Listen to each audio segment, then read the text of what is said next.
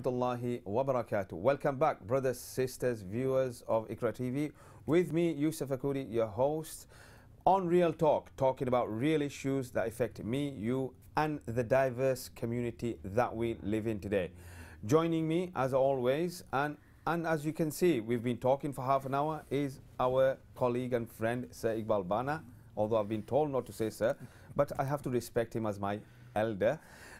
We were talking about the diverse issues, Iqbal Bhai, and a lot of challenges, a lot of things. Before the break, I did request viewers to call in and give us their views on what the solutions are. However, there's so many things coming out from the Lamy report, as one would say, and the Prime Minister's own fact findings, plus the issues we were talking about, maybe the criminal justice system, maybe issues around our sacred space and public space and community cohesion areas where we've got Islamophobia on the rise.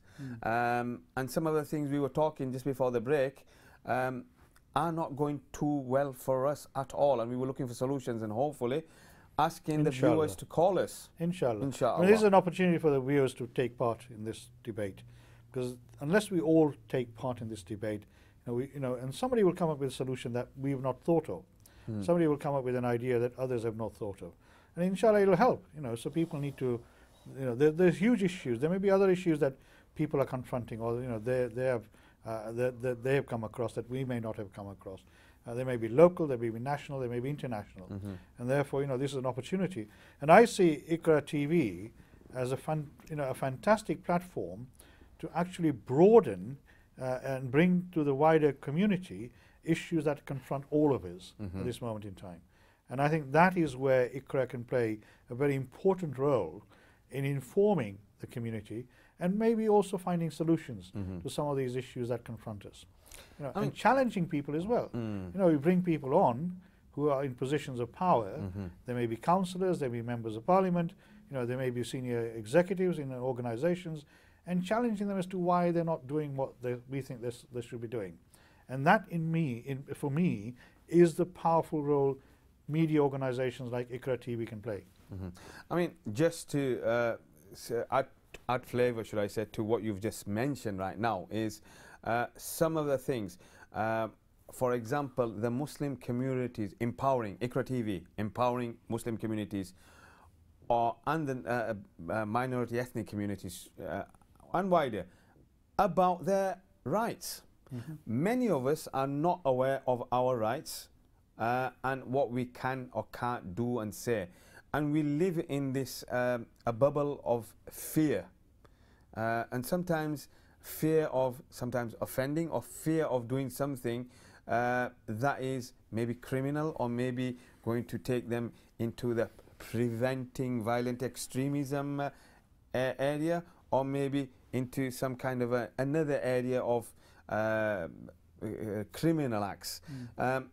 What would you say and what would you advise to those in power, be it chief execs, be it a councillor, and the Muslim community or wider, holding these individuals to account? What would you be looking to first and foremost ask? What questions would you ask?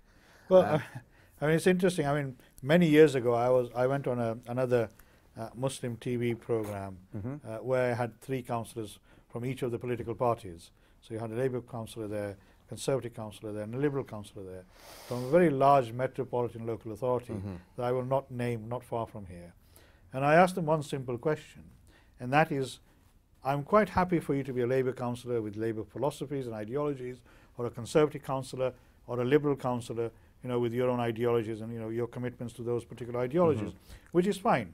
But have you, as a councillor, as a Muslim, under the banner of Islam, have you come together to discuss issues of the Muslim community within your area? And I was surprised, flabbergasted, that these people had not actually thought about themselves as Muslims. They simply thought about themselves as politicians of a particular political group. To me, I think there's a flaw in that.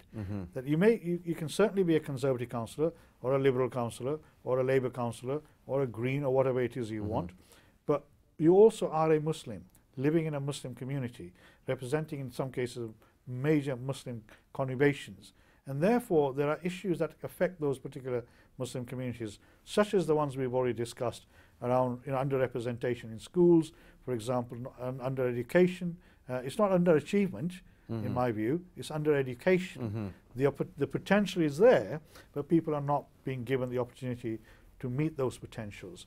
In terms of employment, in terms of health, in terms of other social care issues. What are you doing as Muslims in your position as councillors in addressing some of these issues? And I was flabbergasted that none of them had thought about this with a Muslim hat on it. They only thought about it with their own political hat. And therefore I see that as a conflict as a Muslim. So I would say to people who are in positions of power that if you are a councillor or a member of parliament, fine, and you represent a particular political ideology or philosophy, again that is fine, as long as it's not conflicting with what Islam asks you to do. Wouldn't that then, and just to cut you there, wouldn't that then be a conflict on part of a councillor? For example, he or she, be it a Labour, Conservative or any other political party driven, may well be a Muslim by name but not in practice, or may not be interested in doing what affects Muslim communities. Are you saying then that they either look at the Muslim issues as a community, as a councillor, or are you saying that they should be doing that anyway? No, I think before we go there, I think that we've got callers, so we'll take a call. Yeah, fine. I know it's Assalamu alaikum. Wa alaikum assalam. How are you? Fine, thank you. I'd just like to put a question. It is true, the people in the MP or the council, they don't listen to the public. And we are in that minority are not getting our voice heard, and we're just being ignored. And as a born resident in the heart of the country, we're still getting ignored. And why is it, like you said, why is it our Muslim councillors can't support us in this field? They don't speak out for us. And then we're still stuck in that same boat. We can't get our voices heard or get help from the council. What part of the country are you calling from? Sorry, what part of the country are you calling from? You don't have to say, but it's just... No, I don't mind saying, because I'm calling from the heart of Leeds, and then the MP is not willing to see me. I've been trying to get appointments. I told my councillor, he's wrote letters to him, he's not giving me appointment, and then this is how we've been betrayed by our own MPs. Right. And the thing is, you don't want to hear our public voices, and then our voices don't get heard. And they show something else on the social media, but then they say something else to us, and they just get our votes when they need them, and they just do that bribery. That's all, with words. Actions speak louder than words, and the action is not given. Okay, thank you for your comments, and we'll talk about this as we were. Thank you, caller from Leeds, sister. Appreciate your input in this, and encourage all other viewers to call in and give your input or your advice or your solutions to some of the many challenges the Muslim community are facing right now across the country, be it social mobility, be it social injustice, or many of the reports that are coming out, whether case review, whether Lamy report, whether it's something from the Prime Minister. So there's many things being discussed here. Please do call in, have your say, and let us know how you feel. Going back to you, Iqbal bhai, we were talking, and we had that call from the caller from Leeds, and on the right time raising the same issues which I was raising, really. And what would you say to that? Well, I mean, I feel sorry for the sister, and I think it's sad that when a constituent asks for a meeting, that the councillor or the member of parliament cannot respond. And I think that is symptomatic of some of the problems. But can I also say something positive? And that is that the Muslim community has got enormous power if it wants to exercise it. I mean, I've been saying this for the last 5 years or more, that if the Muslim community was to work together and work as a community, as a united community, setting aside our difference, and we think we've got differences, the Christian community has got differences as well, you know, you've got Methodists, you've got Protestants, you've got Anglicans, but we seem to take it to a different extreme. But if we set those denominations issues aside, you know, and we work as a community, we could actually have 100 parliamentary seats in this country that we could control. Wow.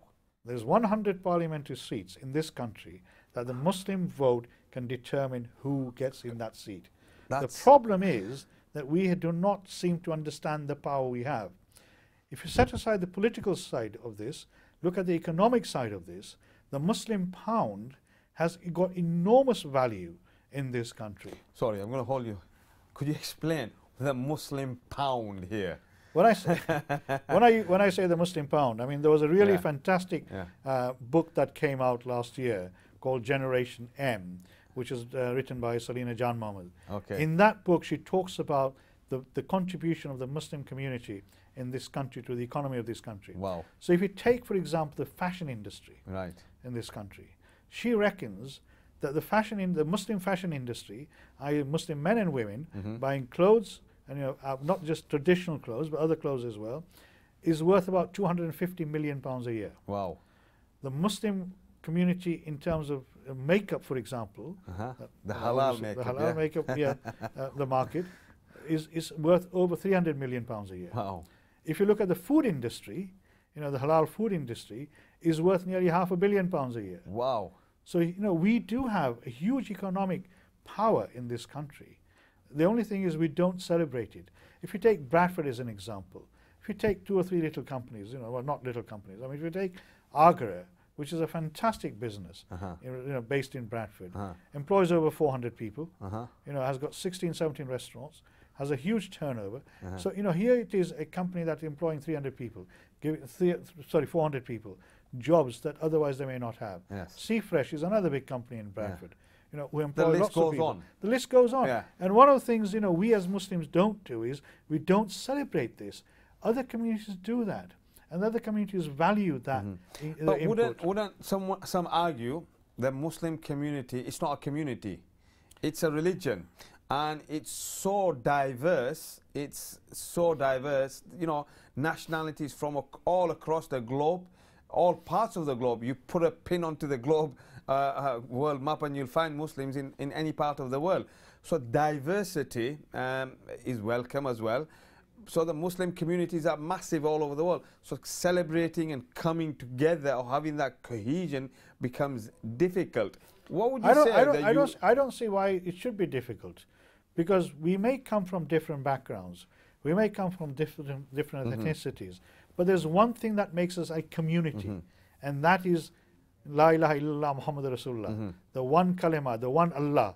That brings us together. That should bind us as a bond. And that should bring, it doesn't matter whether you're white, black, brown or pink, it doesn't matter. That those 2 single factors makes us into a community.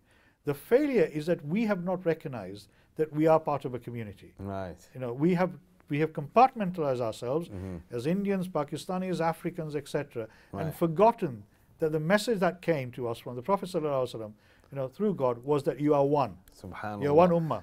I was wondering whether Iqbal Bhai would give me that delivery, but you have done. But again, I mean, it's I say one ummah, one humanity, one people, although difference in culture and cuisine and dress and fashion. But again, uniting and becoming one in terms of aspirations and everything else. So what would be the next step? How would we celebrate? What should we celebrate? I mean, you know, that is the celebration is of being a Muslim. Yes. If we celebrate anything, is the fact that we are Muslim, regardless of what, you know, which denomination we come from. Right? As long as we believe in the fundamental principles, there's one Allah, that the Prophet ﷺ is the last messenger. There's no more messengers coming after him. Okay. The Sahabas, I think we've got the lady back on, and she wants to speak to us. So we'll go back, I think, to our caller and try and speak to one of our callers again. I think it's the same lady calling from Leeds. Assalamu alaikum. Wa alaikum assalam. I'd just like to bring another issue. Is that you're saying that our community can't work together. Why don't the imams in the mosques show the example and work together as one?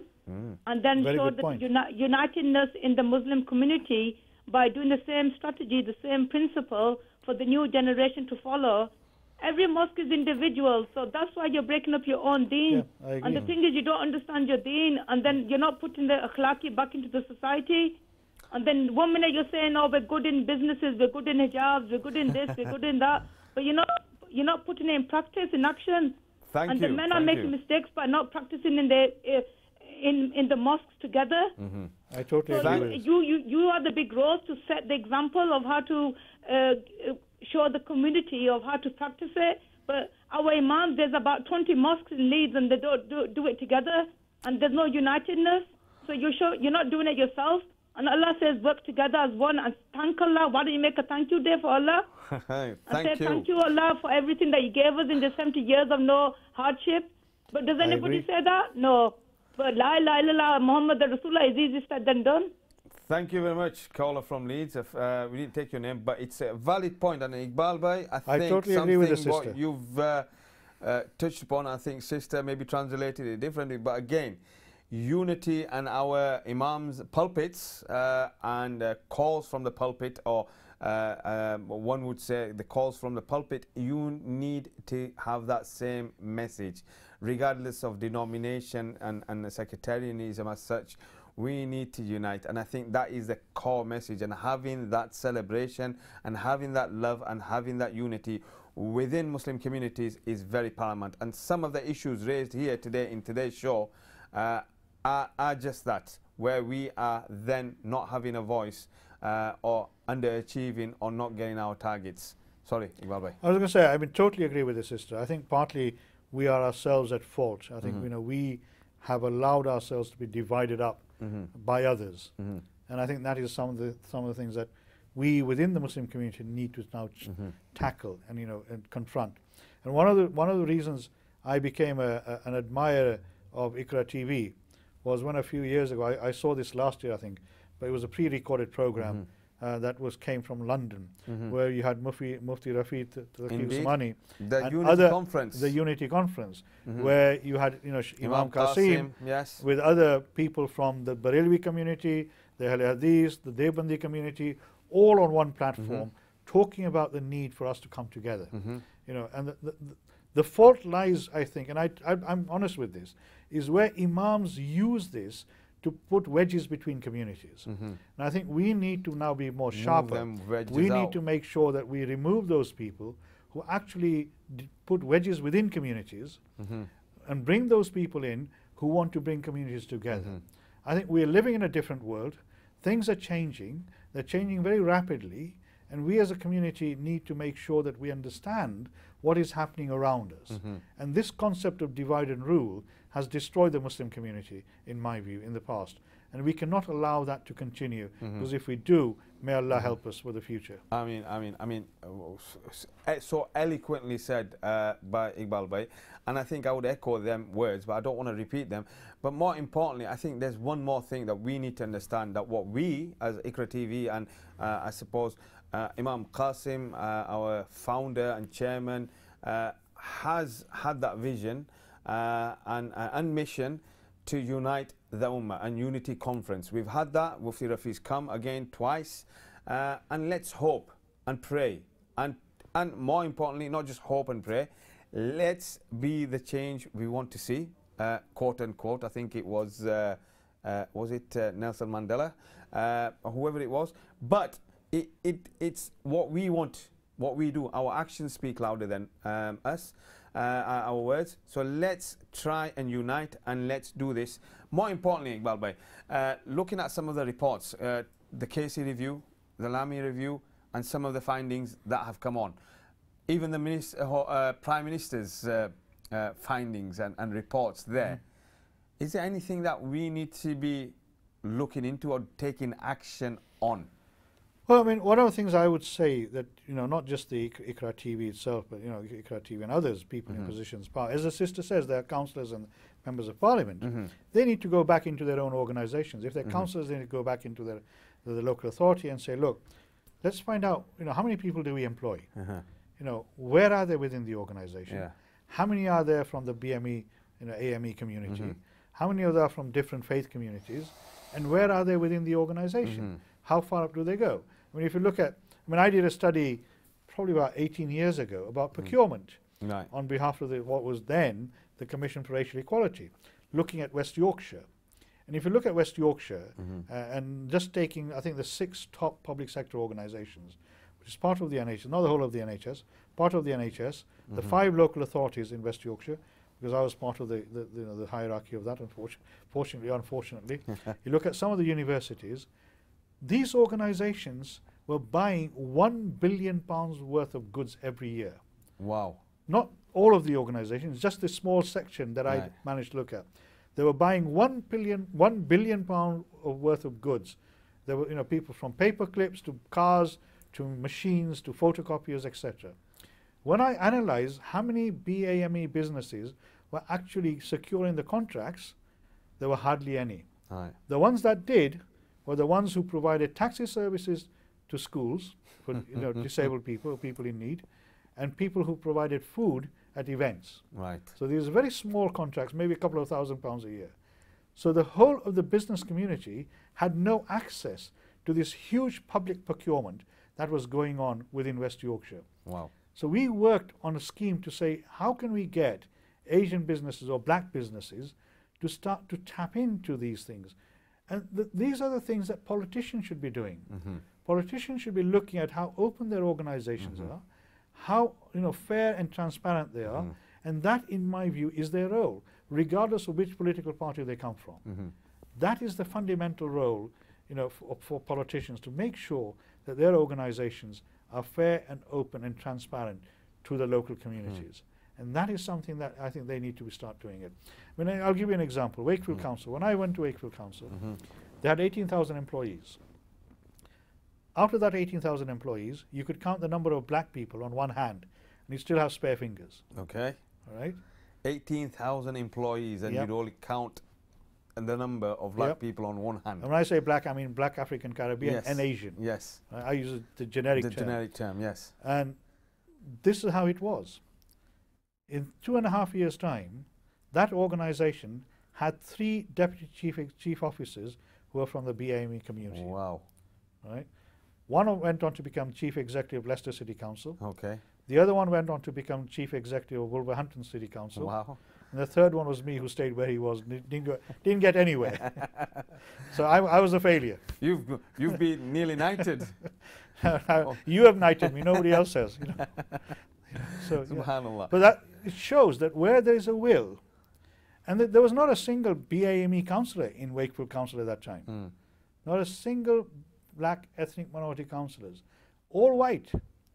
And yet we managed to change that organization from having less than 5 black employees in an 18,500 organization to having 3 people at deputy chief officer level. Wow. So where there's a will, there's a way of doing it. And we proved it, that you could do it. The question is, do the politicians in Bradford, and as the sister said, in Leeds and in Kirklees and everywhere else, are they interested in making a change? Because if they want to, they can do it. So, as a wise man once said to me, it's very important for any minority or any community of any sort to get anywhere. They have to engage in the 3 Ps: press, policing, and politics. And we see a lot in the political arena as such now, engagement. Press, you've got IQRA TV, no other, and policing. Now, that's where the concern is right now for us. What would you say for those individuals wanting to go into these 2 areas, and what to look out for as such? Well, I mean, if you look at the press, for example, there's a huge issue in this country about the press being, Islamophobic in a way. Certainly the written press is. There's a slight sea change taking place. I mean, we've been trying to get IPSO, which is the press monitoring body, to come and talk to us at the government level. Okay. We have now set up a meeting with the Society of Editors, because I sit on the government's advisory group. It's taken us about 3 years, but we're now finally getting to a stage where I think the Society of Editors are willing to meet us, and we want to talk to them about the way the written press reports Muslims and Islamic issues around Muslims. And what I will say is, I mean, There's a very good dear friend of mine called Chris Allen, Professor Chris Allen from the University of Birmingham. He produced a report about 3 years ago about the written press in this country. And he did a whole year study of all the written newspapers in the print media. And he analyzed all the stories in those newspapers over a whole year. And he discovered that 97% of the stories written about Islam and Muslims were misconstrued, had misinformation, or in some cases were blatant lies. So you had 97% of the stories had some 97? Yeah, had wow. some fundamental faults in it.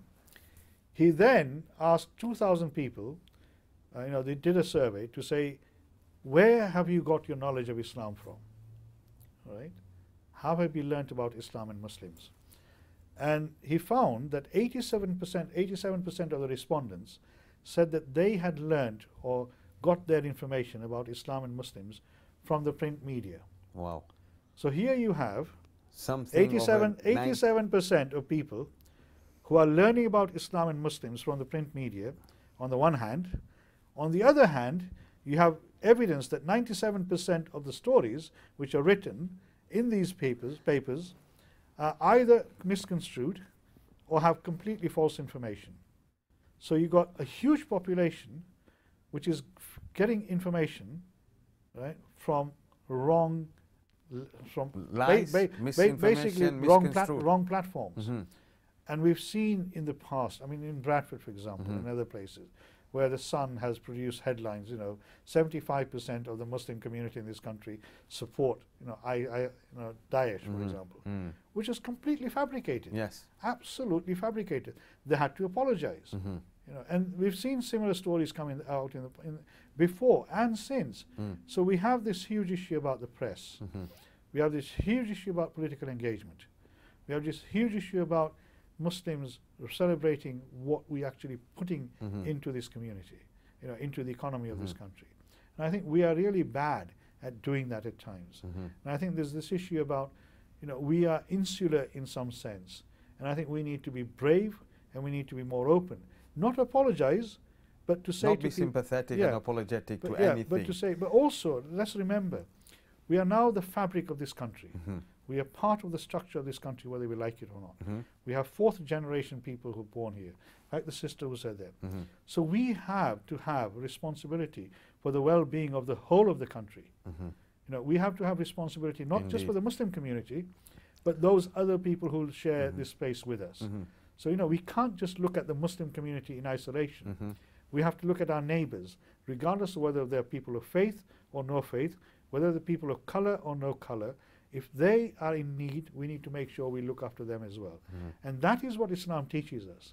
So we cannot any longer compartmentalize ourselves into a singular entity. Indeed. We need to make sure that we are part of the wider society and we play that role as well as in the wider society. Indeed. So much thank you for those stats. But I think one of the burning questions any viewer would be having and anybody would be asking is, this study that you have just mentioned on Professor Chris Allen. Where would that find the study? You probably find it online. In fact, I've been thinking, I think I'm going to write to him. I had a copy of it. I seem to have lost it. I'm going to write to him. A lot of our viewers would be interested in that study that you've just mentioned, because it's mind-blowing of a study. And if there is that study, something there for an argument, more importantly, brothers, sisters, viewers, we are now coming to the end of the show. However, it's been great. Bearing in mind, you will be with us every week from now on, and hopefully we'll be joined with Amjad later on, who has been presenting Real Talk. More importantly, you'll have the great Sheikh Iqbal. I call him the great Sheikh now, not sir. So Sheikh Iqbal will be with us regularly. Myself, including Amjad. So stay with us and call in. We will be giving you our numbers, and we will be diversifying our social media and engagement with you. So if you're shy to call, you can always use other social media platforms to contact us. More information will follow for Real Talk. However, we have got a series of programs coming up for you in the next weeks to come. So stay with us, stay tuned. Real Talk is where to be. And I'm sure our Sheikh Iqbal is going to give you a flavor of that. Over to you. I'm not sure. Lots of people will be happy to see me called as a sheikh. Some people might wonder if I'm an oil, whether it's an oil sheikh or not. But no, maybe, no, I'm grateful to you. But yeah, I mean, I'm happy to come along. It's been a pleasure being here today. As I say, there's a number of issues, and I think we should ask the viewers to also submit ideas of that they would like IQRA TV to discuss. Yes. There's issues about women in prison, for example, Muslim people in prisons. There's issues about, as I say, Islamophobia, and the report that's come out from Telmama, where it's very clear evidence that there's been a huge spike in anti-Muslim hatred, crime against Muslims, particularly Muslim women who wear the hijab, who are identified as Muslim women. So there's these huge issues that still need to be discussed and debated.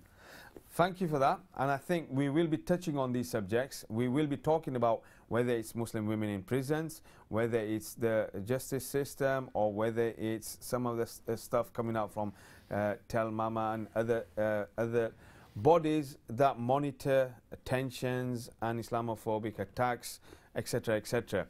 More importantly, brothers, sisters, and viewers of IQRA TV, you're with us. We're here. We're live on IQRA Bradford, from the Bradford studio, and you have got that number to call in. We will be putting up the other contacts and other ways of communication a bit later on, but just the last few words before I do say goodbye to you from Brother Iqbal, because I have been asked, saying you're speaking too much, so I'll... I thought I was speaking too much. I've just been told to ask for a few last wise words for our audience from yourself before we 30 seconds. I'm not sure about I can do the wise words with, but I mean, I see IQRA TV as a potentially huge platform. IQRA TV, and I had this discussion with Imam Qasim last time I was here, that IQRA TV, I know it's a very fundamentally religious TV program at the moment, but IQRA TV can play a role in informing the community, disseminating information, raising community awareness, and also getting feedback in that the IQRA TV can then present to other institutions and organizations. And in order to do that, we need our viewers. Without them, it's not going to work. We need them, A, to participate, B, to raise issues, bring issues to the front, and then, maybe even give us some solutions. Okay, that's Iqbal Bhai talking about IQRA TV. What I want you to do, bear with us, stay tuned, and give us your feedback. More importantly, tune in next week, same time, as always, live from Bradford, Real Talk. With me, your host, Yusuf Akuri, Iqbal Bhai Bana. We say to you, bid you farewell. Assalamu alaikum wa rahmatullahi wa barakatuh. Assalamu alaikum wa rahmatullahi wa barakatuh.